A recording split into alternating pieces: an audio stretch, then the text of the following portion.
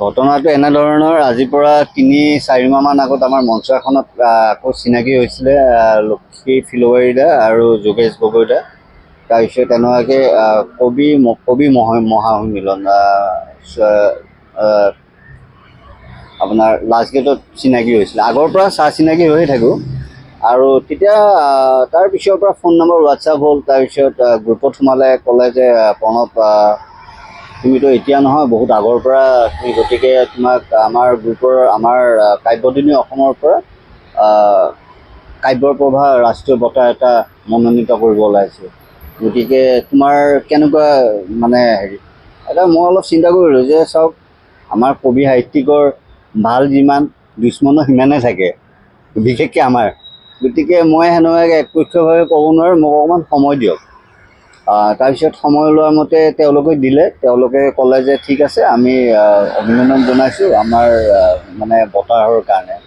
মনোনীত কৰাৰ পিছত আকৌ এখন দিছে, মই দেখুৱাইছোঁৱে, দৰকাৰ হ'লে সেই দুখনো দেখুৱাম।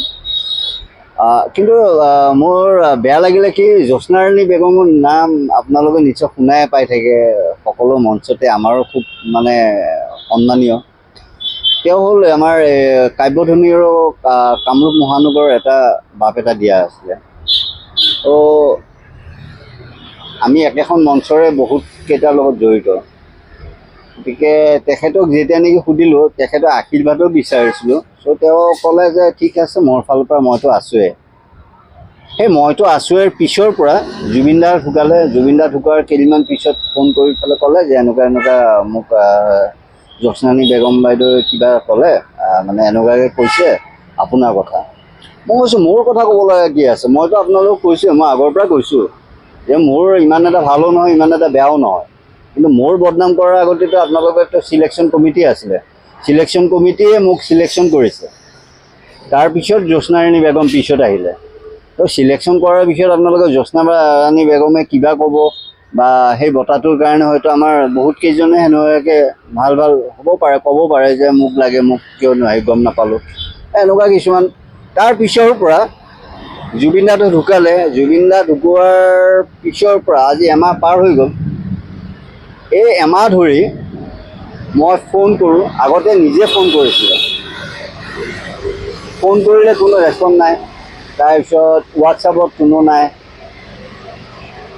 লাষ্ট টাইমত মেছেজ দিয়া কৰিলোঁ, বোলে মেছেজত অকল এখেতক নহয়, যোগেশ গগৈ দাকো মই মানে হেৰি কৰিছোঁ। কাৰণ তেওঁলোকক আমি হেৰিটো লগ পাইছিলোঁ, নলবাৰীতো লগ পাইছিলোঁ এই বতাহৰ আগে।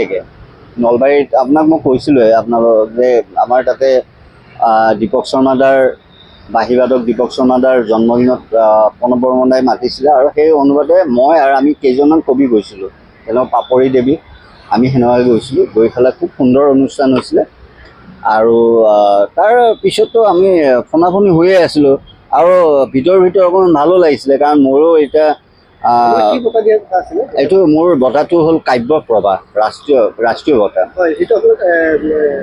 অলৰেডিটো লিখিতভাৱেতো মোক জনাইছে আৰু তেওঁলোকে অলৰেডি মোক কৈছিলোঁ যে এই বঁটাত আপোনালোকে এটা কাম কৰিব পাৰে, মিডিয়াক আপোনালোকে জনাই দিয়ক আৰু বাতৰি কাকততো দি দিয়ক, কাৰণ এইটো বহুত ভাল এটা বঁটা। মোৰ তেতিয়া খুব মানে ভাল লাগিছিলে, কাৰণ মোৰ ঘৰ হ'ল বাস্কা আৰু তাৰে উপৰি সেইখন বাস্কা পাৰ হৈ যোৱাৰ আগে পায় বজালী। গতিকে বজালী ল'ৰা হৈ পেলাই বজালী বাস্কাত কোনো পোৱা নাই ৰাষ্ট্ৰীয় বঁটা, বিশেষকৈ আমাৰ সেইখিনিত আৰু কবি জগতত। গতিকে মোৰ খুব ভাল লাগিছিলে আৰু লাহে লাহে সেইটো গম পোৱা হ'ল। গম পোৱাৰ পিছত এতিয়া মই বহুত আগ্ৰহী আছিলোঁ, মই সঁচাকৈ কৈছোঁ। কাৰণ মই সেইফালে যাই পোৱা নাই আৰু আমাৰ FB ফ্ৰেণ্ড বহুতখিনি আছে কবি সাহিত্যিক। প্ৰায় মোৰ এইফালে তিনিচুকীয়া, ডিব্ৰুগড়, আপাৰ আছামটো বহুত আছে মোৰ খুব মানে ভাল লাগি আছিলে যে মই 1 তাৰিখে 2 তাৰিখে বঁটা দিয়া কথা। গতিকে মই ভাবিছিলোঁ যে মই 30 তাৰিখে যাম ইয়াৰ পৰা 30 তাৰিখে গ'লে মই 31 তাৰিখে মই আমাৰ গোটেইখিনি FB ফ্ৰেণ্ডক মই লগ কৰিব পাৰিম। তাতে বহুত ভাল মানুহ আছে, অজিত ছাৰৰ নিচিনা মানুহ আছে, ডক্টৰ অজিত দত্ত ছাৰ। গতিকে মই ডাইৰেক্ট মই ক'ব নোৱাৰোঁ যে মই যাম, কাৰণ মই ভাবিছোঁ চব ফিক্স হৈছে। এতিয়া মই ক'ব পাৰোঁ আৰু এতিয়া কি বিচাৰিম বুলি ক'ব গ'লে মোক এইটোৱে লাগে, কাৰণ মোক এইটো আত্মসন্মানত হানি কৰিছে। কাৰণ মই খুব মানে মই নিজে বঁটা খোজা নাছিলোঁ, বঁটাটো মোক যোগ্য অনুযায়ীহে মোক দিয়া বুলি মই বিবেচনা কৰিছিলোঁ।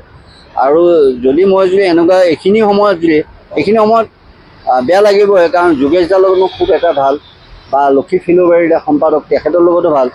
তেখেতসকলে এতিয়া মোক উৎসাহিত কৰিব লাগে। মোক উৎসাহিত কৰা মানে তলৰখিনিক কমচে কম আমি এই বঁটাটোৰ দ্বাৰা আমাৰ ডিষ্ট্ৰিক্টতে হওক বা আমাৰ গোটেইখিনিত আমাৰ এটা হেৰি হ'ব।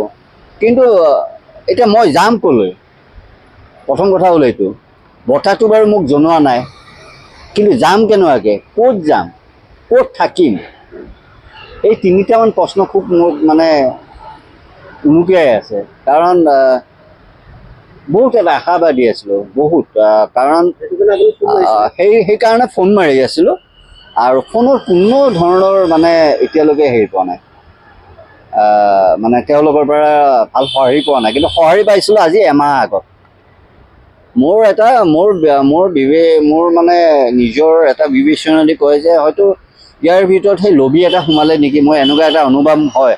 কাৰণ নহ'লে মোক বঁটাৰ কাৰণে যদি মই যোগ্য নহয়, তেতিয়াহ'লে মোক চিঠি কিয় দিছিলে? প্ৰথম কথা হ'ল এইটো। আৰু জ্যোৎস্নাৰাণী বেগম তেওঁ ইয়াৰেহে, গতিকে তেওঁৰ লগত যদি মোৰ যদি কিবা আছে তেওঁ মোক ডাইৰেক্ট কওক। কিন্তু তেওঁ যোগেশ দা বা লক্ষীদাৰ লগত সেনেকৈ কৰি পেলাই ফোন নুঠোৱা হৈছে। গতিকে এইটো খুব চিন্তাৰ কথা, আৰু মই খুব দুখিত হৈছোঁ। কাৰণ মই বহুত বহুত এটা ইচ্ছা আছিলে যে মই যাম।